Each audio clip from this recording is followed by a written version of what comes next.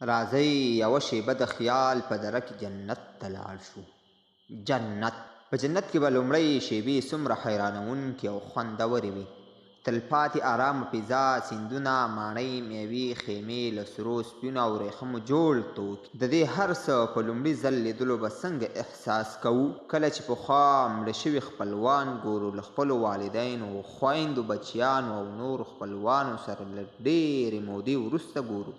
څه حالت به مو وي کله چې په سختو ناروغیو کې مړ روغ شوی وي، د غمجن غمونه ختم وي، سپین ږیری ځوان شوی او ښایسته شوی وي.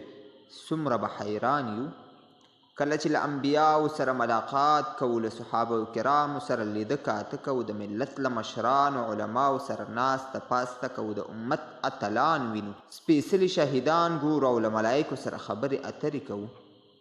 راته وویل چې هغه ابوبکر دی، هغه را روان کس عمر دی او هغه تر ونې لاندې کس خالد ابن ولید دی. دا خوږ غږ د داود علیه السلام دی او دا بیا د بلال خوږ اذان دی. دا دی اوس به نو رسول الله صلی الله علیه وسلم وګورو.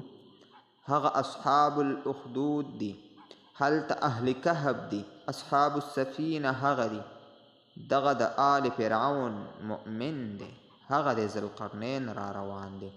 هلته د ابو هریره رضی الله مجلس دی، هغه ابن عباس دی او دا ابن مسعود دی. هغه به څنګه حال وي چې د بدر سپوږمۍ د لیدو غوندې له الله تعالی سره داسې ملاقات وکړو چې زموږ او د هغه ترمنځ هیڅ پرده نه وي. د جنت لومړۍ شیبه، لومړۍ شپه او لومړۍ سهار به څنګه وي.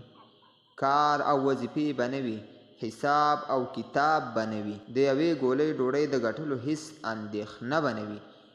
نه به د ګټلو لپاره د مفسدونو مزدوري کوو، د کورنۍ خپلوانو او د ټولو بېوزلو د لوږې تندې مرګ او مرض تشویشونه به ختم وي. د پردې تر شا سیاستونه به ختم، د نفاق، دوکو، بدمرغیو، جنګونو، نفرتونو او کرکو ټغر به ټول وي. سپینګیریتوب، کمزوري، ناروغي او غمونه به نه وي. آراموونکو درملو ته به اړتیا نه وي. او تر ټولو عجیبه او د خوند ډکه خبره، د الله جل جلاله د لیدلو پر مهال به مو حال څنګه وي.